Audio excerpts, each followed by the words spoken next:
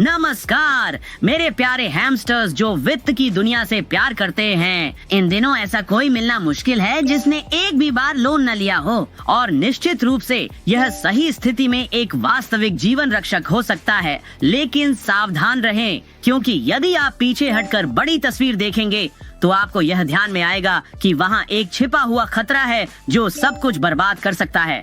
तो अगला वीडियो देखें और खुद देखें, ध्यान से सुने। हमारे साथ होता क्या है कि हम स्कूल जाते हैं और वे हमें मुफ्त पिज्जा देते हैं, इसलिए हम अपने पहले क्रेडिट कार्ड के लिए साइन अप कर लेते हैं। आप बिना स्टूडेंट लोन के कॉलेज नहीं जा सकते, क्योंकि आप बिना स्टूडेंट लोन के स्टूडेंट नहीं बन सकते। यह फेडरल लॉ है, तो हम इसके लिए साइन अप करते हैं। फिर हम स्कूल से स्नातक हो जाते हैं और अब हमें पहली बड़े आदमी बड़ी औरत की नौकरी मिल गई है और हम उस पुरानी कार को चलाकर थक गए हैं, तो हम एक कार लेते हैं जिसे हम वास्तव में अफोर्ड नहीं कर सकते। और फिर लोग कहने लगते हैं, अरे तुम शादीशुदा हो और तुमने अभी तक घर नहीं खरीदा, तुम्हारे साथ क्या गलत है? घर खरीदो, घर खरीदो, घर खरीदो, घर खरीदो, घर खरीदो, घर खरीदो, घर खरीदो। मुझे कोई फर्क नहीं पड़ता कि तुम कंगाल हो, स्टूडेंट लोन का बोझ है और तुम्हारी कार की किश्त $1200 प्रति महीना है और तुम्हारे पास कानों तक क्रेडिट कार्ड है। तुम्हें फिर भी एक घर खरीद लेना चाहिए, और बेशक मॉर्गेज ब्रोकर तुम्हें घर दिलाने में मदद करेंगे।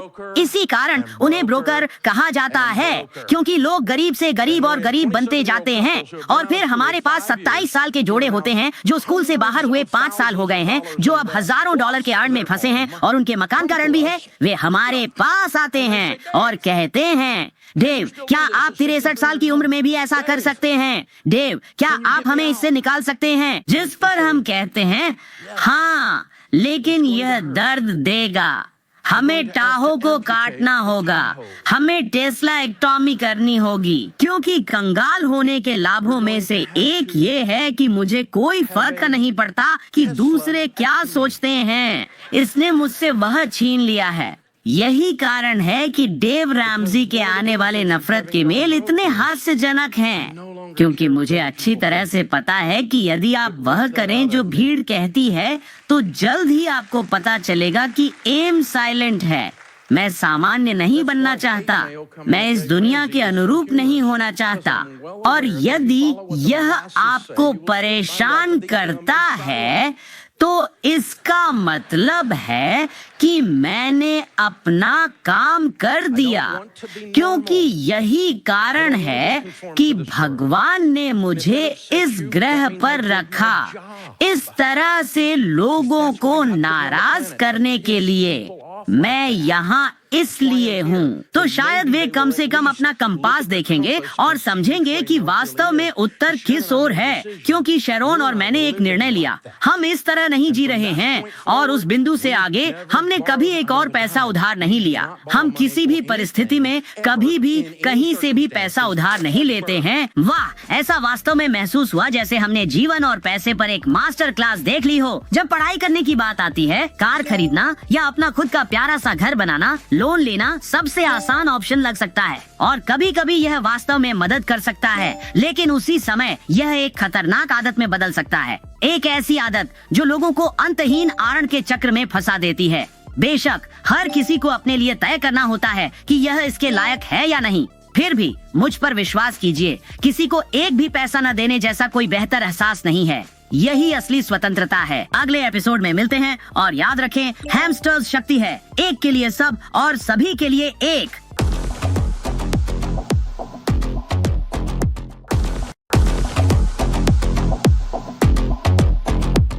नमस्कार मेरे फाइनेंस लविंग दोस्तों, हम सभी अपनी बचत को बढ़ाने और अपने बटुओं को थोड़ा भारी करने का सपना देखते हैं, लेकिन यह जानना कि कहां से शुरू करना है कठिन हो सकता है। निश्चित रूप से ऑनलाइन बहुत सारी सलाह चलते रहती है, लेकिन ईमानदारी से कहें तो सभी सलाह सही नहीं होती।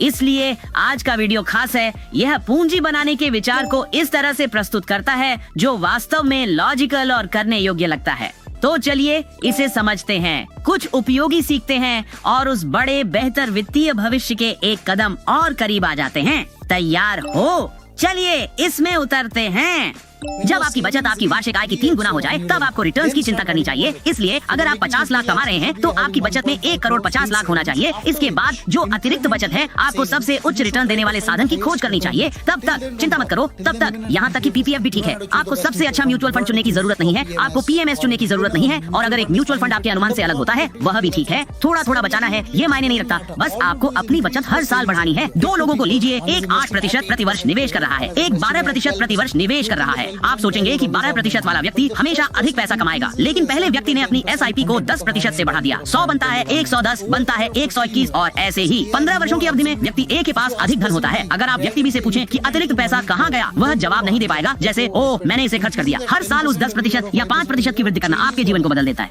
वाह, यह व्यक्ति ऐसे लगते हैं जैसे उनके पास गणित और आर्थिक विकास में मास्टर्स है, या शायद दोनों। किसी भी तरह से उनका विश्लेषण सटीक निशाने पर है।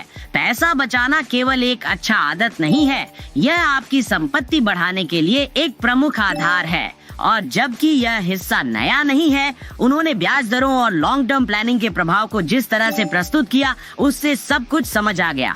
सही दृष्टिकोण के साथ अपने वित्तीय लक्ष्यों तक पहुंचना बहुत आसान और तेज हो सकता है। तो देखते रहें, उन पैसों की क्षमताओं को निखारें और उस ज्ञान का संग्रह बनाए रखें। अगली बार मिलेंगे और याद रखें, हैमस्टर ही ताकत है। सभी के लिए एक और एक के लिए सभी।